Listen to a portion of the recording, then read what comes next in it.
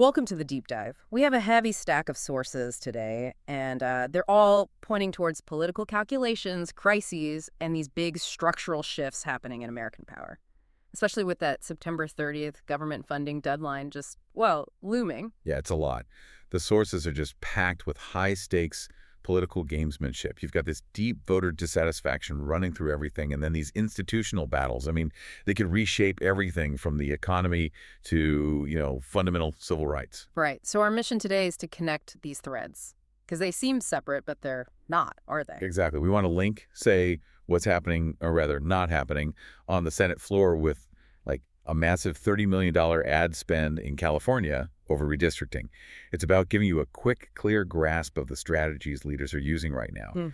And the overall signal, instability, profound instability. Okay, let's dive in then, starting with that immediate instability, Yeah. the shutdown threat, this Washingtoning of chicken. And the core fact seems to be just a total communication breakdown. That's right. The key players, Senate leaders John Thune for the Republicans and Chuck Schumer for the Democrats, they're just not talking. Even though they've known each other for years, decades. It's decades. And this isn't just the usual failure to compromise you see in Washington. This feels different. Yeah. It's like the personal and electoral calculations have completely swamped the basic job of governing. Yeah.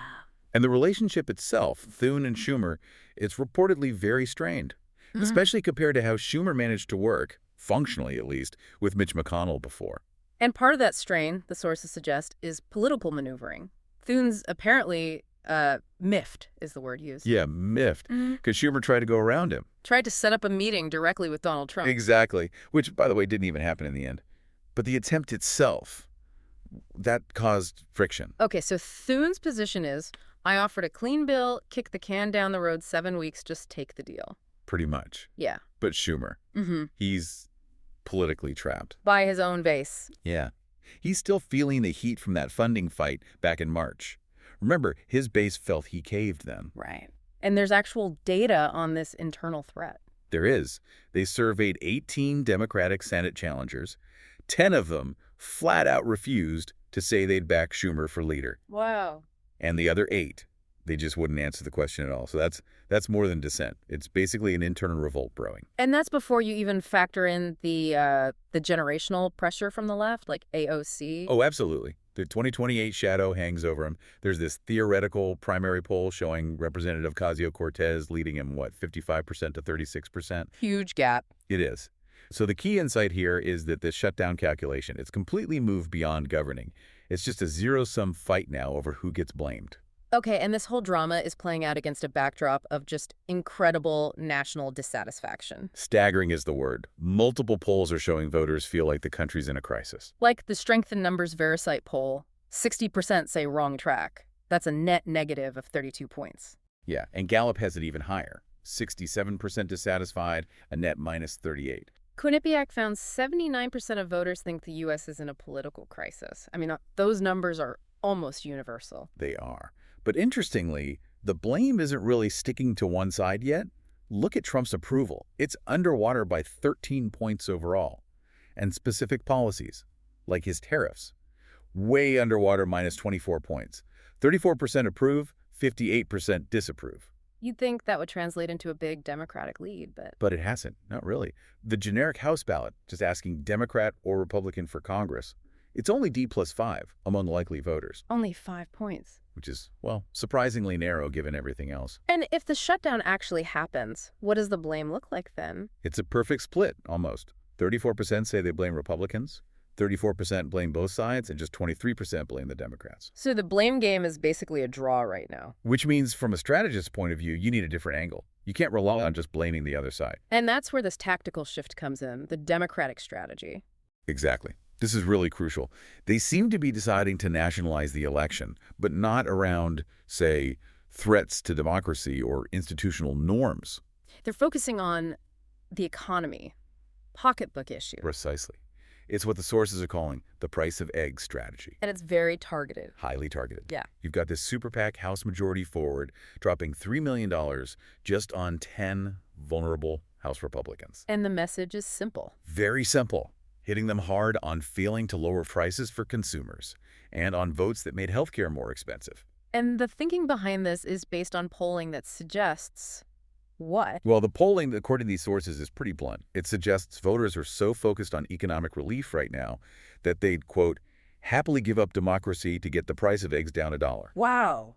That's stark. It is, and that finding is directly driving their ad campaigns, like in Wisconsin's 3rd District against Representative Derek Van Orden. What are they doing there? They're running ads on TV that look like social media posts featuring an influencer, Kate Duffy, talking about cost of living failures. It's tailored, it's modern, and it's all about those grocery bills. Okay, so this intense focus on local prices, domestic concerns, it's kind of a sharp contrast to what seems like major fractures happening in bigger political relationships, even globally. Yeah, it feels like even alliances that seem stable, whether personal or political, are cracking under all this pressure. Let's look at two really unexpected splits the sources highlighted. First, Trump versus Russia. Right. Trump recently called Russia a paper tiger. Said Ukraine could easily take back its territory. Which is quite a statement from him. It is. And the reaction from Moscow was fast and, frankly, pretty cutting. It really suggests that old Trump-Putin bromance, as some called it, might be well and truly over. What did they say? Well, Kremlin spokesman Dmitry Peskov shot back, Russia is more compared with a bear. There are no paper bears. And other big names chimed in, too. Dmitry Medvedev, Margarita Simonian from RT. They openly mocked Trump, called him a carnival huckster, said he'd been given an alternative reality. So what's the significance here? Why the change? Well, the speculation is it's likely a fundamental split over how to end the war in Ukraine. If that's true, if that alignment is genuinely broken, that has huge geopolitical implications. For NATO, for Republicans in Congress who leaned on Trump's previous stance, it changes the game. Okay, now for a crack closer to home. Trump versus Senator J.D. Vance. What happened there? This one's interesting. Trump made a non-medical claim, warning pregnant women against taking Tylenol, acetaminophen, claiming a link to autism. Which the sources say has almost no evidence. Close to none is the phrasing used. But then J.D. Vance, who's known for being very calculated. He contradicted Trump publicly. He did, but subtly. He advised women to, ask their doctors that all drugs have side effects, doctors know best. It was a clear, if polite, break from Trump's statement. Okay, Vance is known for being strategic. So why risk pushback from the loyal base by disagreeing, even on something like this? It looks like a calculated play for 2028, most likely. Positioning himself. Exactly. He's trying to carve out that lane of being, mostly like Trump on policy, but maybe not quite as wackadoodle on the personal stuff. The pragmatic Trumpist lane, maybe? Sort of, yeah. Support the platform, but skip the unnecessary drama or, frankly, bizarre claims. If he can walk that line while others maybe try to out-Trump Trump, he potentially positions himself as the more grounded, maybe more electable heir apparent down the road. It's a long game.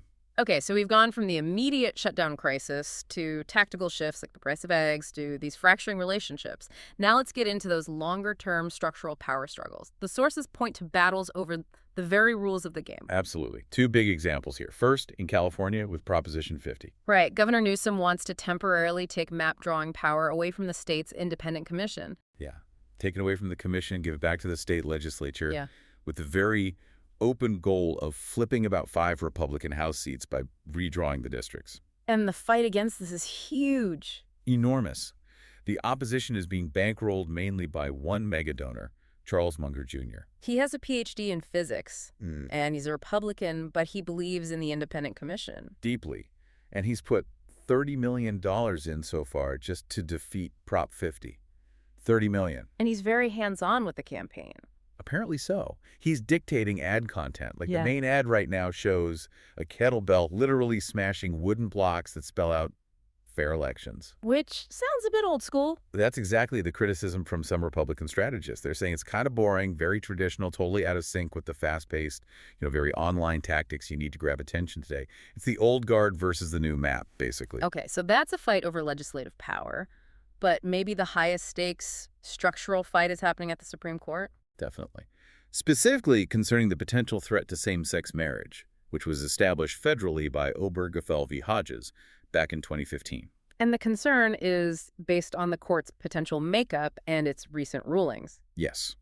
Looking at the likely ideological lines of the current justices, There are probably 6 votes on the court right now that could potentially overturn the federal right to same-sex marriage. And this comes down to the standard the court used in the Dobbs decision, the one that overturned Roe v. Wade. Exactly. To help you understand this, Dobbs got rid of the federal right to abortion by arguing it wasn't deeply rooted in the nation's history and tradition. That ruling basically introduced or elevated this new legal test focusing purely on history and tradition. So the big shift is moving away from decades of legal precedent. That's the core ideological move, yes. Away from stare decisis, respecting prior decisions, towards this historical test. Okay, for someone listening trying to really grasp this, what's the single biggest implication if precedent becomes secondary like that? Well, the implication is pretty profound. It means if a right wasn't explicitly protected, way back in, say, the founding era, and same-sex marriage clearly wasn't, it was legal almost everywhere for most of U.S. history, then this court feels it has the justification to remove federal protection for that right now. So established rights aren't necessarily stable anymore. Potentially not. It suggests the stability of law could become secondary to whichever ideology happens to have the majority on the court at any given time. And there's a specific case that could be the vehicle for this, involving Kim Davis. That's one potential path. The former Kentucky County clerk who refused to issue marriage licenses based on her religious beliefs.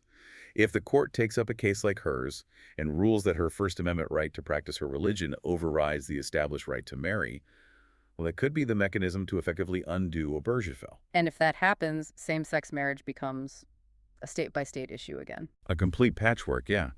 Which then opens up a Pandora's box of legal chaos.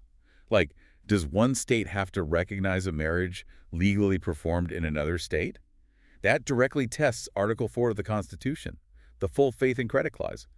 The potential fallout is immense. Okay, let's bring it back to ground level for a final point. Circling back to that theme of generational anxiety we saw with Senator Schumer, there's a local race in Massachusetts that seems to capture this perfectly. Yeah, it's a really interesting test case within the Democratic Party. Senator Ed Markey, who's 79, is facing a primary challenge from Representative Seth Moulton, who's 46, and a Marine veteran. So the age gap is obviously front and center. Markey would be 86 by the end of another term. That's the main driver, yes.